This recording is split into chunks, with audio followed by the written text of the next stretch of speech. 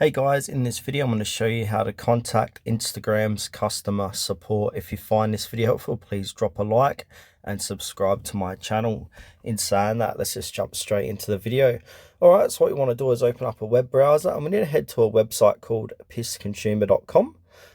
So go ahead and head over to pissconsumer.com. Now from here you want to click on the search bar icon, top right hand corner of the screen, and then type in Instagram.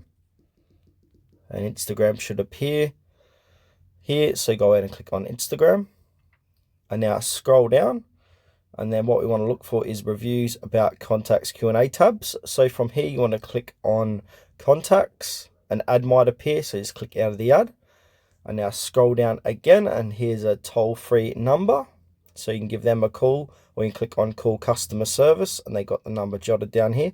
You can also send Instagram customer service or customer support email by clicking on send message.